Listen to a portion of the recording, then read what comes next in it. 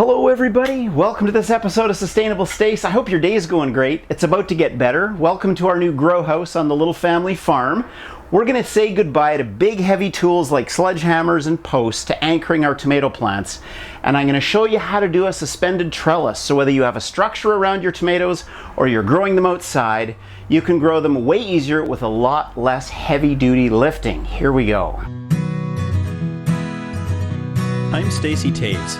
For me, healthy food and sustainability are totally connected. You can grow it yourself. Nature is generous. So a little clip like this, a tomato trellis clip, could be the magic bullet that makes your life, like it's made mine, a whole lot easier.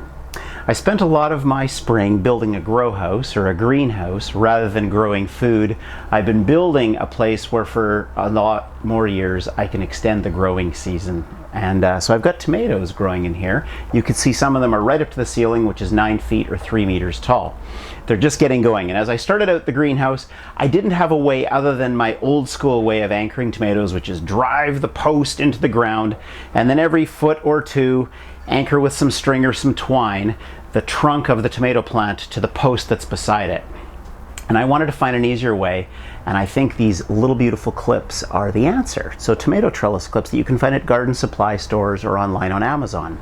So you can see they're really nice and tall, they're anchored really well, they're ready to start bearing fruit, and I just want to show you the simple steps of going through this together, and we'll just line it up and here we go. So I've told you that I normally support my tomatoes historically with a big metal post or a wooden post banged down with a big sledgehammer. And I've just discovered and started to use the trellis system that I'm showing you in this video, and it's way easier. I'm curious to hear from you in the comments section. What have you historically used to support your tomatoes? And keep in mind, I'm talking about indeterminate tomatoes, ones that grow 3 meters or taller, not determinate tomatoes, which are generally just 3 or 4 feet, like a meter, meter and a half tall. So I look forward to your comments and your input on that. So when we say goodbye to big heavy posts holding up our tomato plants, we go to instead a suspended or overhead structure. So up above my tomato plants, I've hung at each end of my building bicycle hooks, something that you'd hang your bicycle from for storage, and then one at each end. And between I've got hanging a 1 1/4 inch metal pipe. You can see up over my shoulder the in-place pipe that's there holding up the tomato plants already. So basically just the bicycle hook is holding up the pipe, and there's one hook at one end of the pipe and one hook at the other end of the pipe. As long as you've got a pipe that's strong enough, I wouldn't recommend PVC pipe, to hold the weight of the tomato plants that are on it, you've got what you need. So I chose to use this. You could hang some chains, you could suspend different sizes of hooks, but this is really simple because I can take my pipe down anytime I want. So we're going to just zoom in up a little closer to the pipe that's already in place up at the ceiling, and I'll show you how I'm anchoring my strings from there, okay? What I've done is I've created S-hooks out of my own little metal. I had some metal staples that are used to hold down irrigation drip pipes. This is the same gauge of metal as what you'd have on a metal clothing hanger in your closet at home. So same gauge of metal. So it's in a set space, but with a plier or something like that, you can just bend it and you can create a straight shape, and from that you can shape it around your post and make an S-hook. So you can see above each of my rows of tomato plants down below, I've put an S-hook, and then I just put my string in a loop right over it. And that way I can easily remove or replace that S-hook anytime, which has tomato plants down below that are connected to it. Really simple. So we've got the horizontal at the ceiling level metal pipe hanging on bicycle hooks, an S-hook on there, and then we're just going to run strings down to tomato clips, and I'll show you a bit more of that. Again, I've got the little piece of metal that's the same gauge as an S-hook that I'm going to make into an S-hook that is from like same gauge as a metal clothes hanger. So see, I can straighten it out like that much. Here's the type of pipe I've got hanging at the ceiling. So I just grab it with my plier and I just bend it around the pipe, and see, it makes a nice little hook. And then I want to go the opposite way, so I just grab the other end of it and again push around, and there. I've basically created an S-hook just like that. So one hook can go over the pipe that's at the ceiling, and then I'm just going to do a loop of twine that's going to go over the bottom hook, and from that I will be able to suspend the twine and put on the tomato clip. So let's just pull it all together and take a look at it here behind me. Okay, so to be compatible with the tomato clip that I'm going to use to attach at numerous places along the stalk of a tomato plant as it grows, I'm going to use a twine that's called Rapid Clip. I found this again at a garden center. It's also at Amazon. And Rapid Clip together with a tomato clip is just perfect. And then I'm just going to loop it over my little S-hook that we made. So all I do with my twine is I just have a few inches at the top of it and do an open loop like that. And with that open loop through, it creates a solid little noose like that, that's solid. And then the S-hook that I had that's going to hang on the pipe at the ceiling side is going to be like that, and that's just going to pull tight, and it'll suspend down all the way to the tomato clip that's going to go around the plant stalk. So let's just put that in place. I've purposely let some tomatoes grow without being trellised so that you can see the difference that happens when we clip them up, and we'll just do that. So here I've got a tomato plant that I've purposely not clipped up, and you can see it's desperately wanting some structure in its life, like we all do. So I'm going to just take the S-hook, and it's still connected to the twine in the container.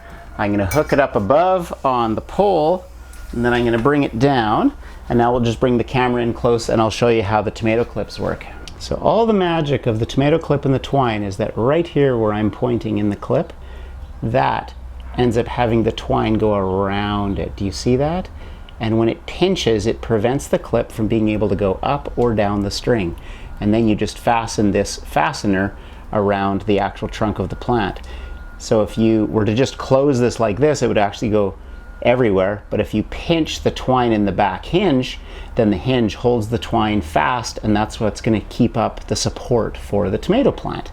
So now we take our little tomato plant that's here, and he's desperately wanting that support that I said we all need. And when I clip that in, now he can't fall over. Now because I'd let him go a little long, I have a broken branch there, so I'll just take that off.